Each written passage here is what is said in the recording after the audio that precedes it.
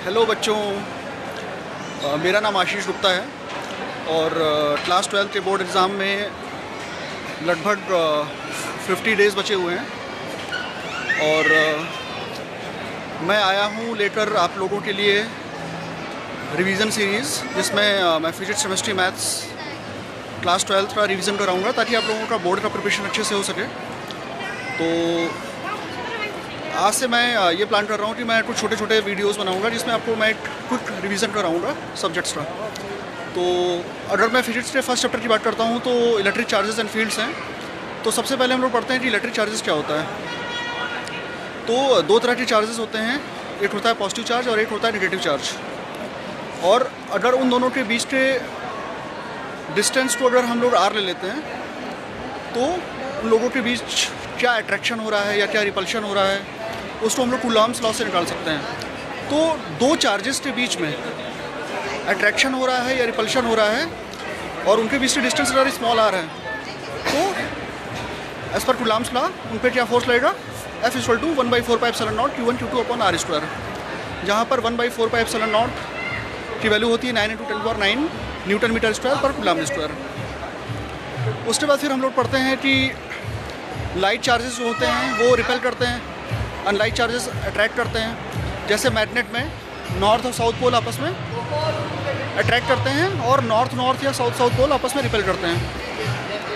अब हम लोग पढ़ते हैं कि इलेक्ट्रिक फील्ड क्या होता है। तो इलेक्ट्रिक फील्ड बेसिकली एक इमेजनरी लाइन है जो कि किसी भी चार्ज के इन्फ्लुएंस को बताती है। जैसे हम लोग मैग्नेट के पास कोई भी आयरन का टुकड़ा लेके आते हैं तो वो अट्रैक्ट करता है या रिपेल करता है। तो इसी तरह से चार्जेस के आसपास एक इन्फ्लुएंस होता है इलेक्ट्रिक फील्ड का। और इलेक्ट्रिक फील्ड का जो फार्मूला होता है वो होता है 1/4πε0 Q/r²। मतलब कोई भी चार्ज अगर प्रेजेंट है तो उसके आसपास कितनी इलेक्ट्रिक फील्ड जनरेट हो रही है उसका फार्मूला होता है 1/4πε0 Q/r²। उसके बाद फिर अगर आपको ये निकालना है कि कोई पर्टिकुलर चार्ज है और उस पर कितना फोर्स लग रहा है किसी दूसरे चार्ज के कारण, तो उसका फॉर्मूला होता है F = Q0E। अगर E की वैल्यू आप रख दोगे तो आप ये पता लगा पाओगे कि उस चार्ज पर कितना फोर्स लग रहा है। इसके बाद फिर हम लोग पढ़ेंगे गॉस लॉ। गॉस लॉ ये कहता है कि किसी भी क्लोज्ड सरफेस पर अगर आपको ये निकालना है कि कितनी इलेक्ट्रिक फील्ड लाइंस उसमें से निकल रही हैं तो उसका फॉर्मूला होता है 1/ε0 टाइम्स जितने भी चार्जेस उस सरफेस पर एनक्लोज्ड हैं। तो Gauss law, total number of electric field lines passing through a close surface is equal to the 1/ε0 times Q total charge enclosed in that surface. तो फ्लक्स phi = Q/ε0। और फिर Gauss law के applications हैं जिसमें आप कई तरीके से जो है आप इलेक्ट्रिक फील्ड निकालते हो। और इसके बाद फिर HCl लाइन पर या इक्वेटोरियल लाइन पे आपको कैसे इलेक्ट्रिक फील्ड निकालनी है आप वो भी निकाल सकते हो। इसके बाद फिर हम लोग पढ़ते हैं इलेक्ट्रिक पोटेंशियल क्या होता है। इलेक्ट्रिक पोटेंशियल होता है जैसे कोई भी चार्ज है उसको इनफाइनाइट से अगर आप किसी भी इलेक्ट्रिक फील्ड के P पॉइंट तक लेके आना चाहते हो किसी भी चार्ज को, तो आप टोटल कितना वर्डन करते हो उसको बोलते हैं इलेक्ट्रिक पोटेंशियल। तो इलेक्ट्रिक पोटेंशियल का फॉर्मूला क्या होता है, V = Q/4πε0R। इसके बाद फिर हम लोग पढ़ते हैं electric potential due to a point charge, electric potential due to a system of charge. तो आपको पता है कि जो चार्जेस होते हैं वो सुपरपोजिशन प्रिंसिपल को फॉलो करते हैं।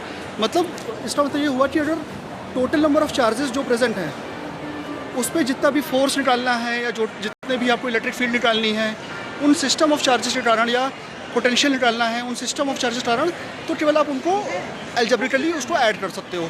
तो इसको बोलते हैं सुपरपोजिशन प्रिंसिपल। और इसके बाद फिर हम लोग पढ़ते हैं डाइपोल मूवमेंट। अगर कोई डाइपोल क्या होता है, डाइपोल जो है सिस्टम ऑफ चार्ज होता है जिसमें +Q और -Q चार्ज दोनों प्रेजेंट होते हैं। तो अगर कोई डाइपोल जो है इलेक्ट्रिक फील्ड में रखा हुआ है तो उस पर कितना फोर्स लगेगा उसका फॉर्मूला क्या होता है,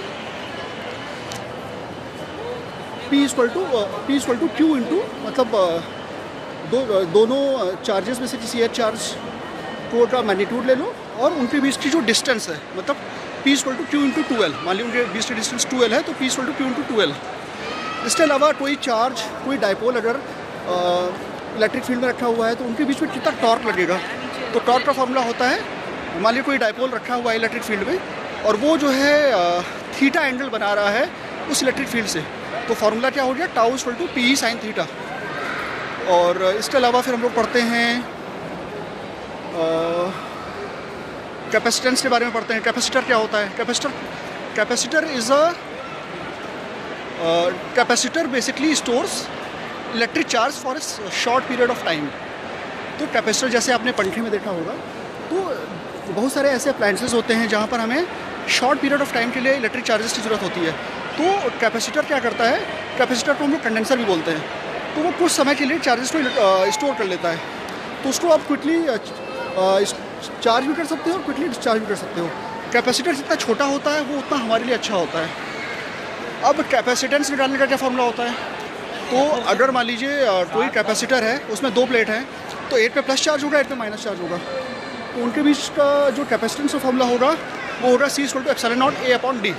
उनके बीच की डिस्टेंस d है, टोटल एरिया उन कैपेसिटर के बीच का जो एरिया है वो A है, तो कैपेसिटेंस फॉर्मूला क्या होगा, C = ε0 A/d।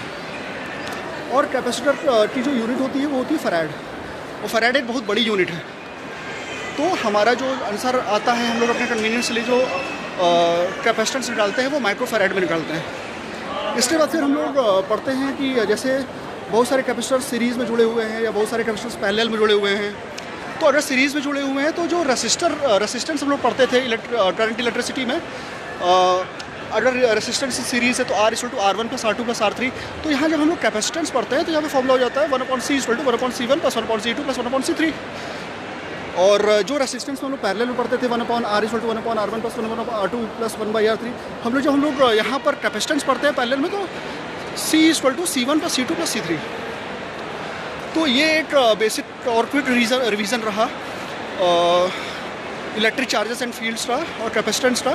बट ये है कि बोर्ड में तो ऐसे क्वेश्चंस आएंगे नहीं, बोर्ड में तो घुमा के क्वेश्चंस आएंगे, आपको थोड़ा सा जो है प्रैक्टिस करनी पड़ेगी। ये तो जस्ट एक क्विक रिवीजन है और ये मैंने बस एक बेसिक आउटलाइन दिया है, इसमें बहुत सारे फार्मूलेज़ हैं, उन पर क्वेश्चंस आते हैं। तो आज मैं आपको इलेक्ट्रोस्टैटिक्स से कुछ आउटलाइन मैंने बताई है, बट धीरे धीरे ऐसे शॉर्ट वीडियोज़ में आपको और भी मैं कुछ न्यूमेरिकल्स भी बताऊँगा, कुछ कंसेप्चुअल क्वेश्चंस भी बताऊँगा और इसके अलावा कुछ डीप फार्मूलेज़ भी बताऊँगा, ताकि जब भी आप खाली रहो घूमते घूमते जो है इन सब वीडियोस को देख सकते हो और आपको थोड़ा बहुत याद हो जाएगा फॉर योर बोर्ड रिविजन्स।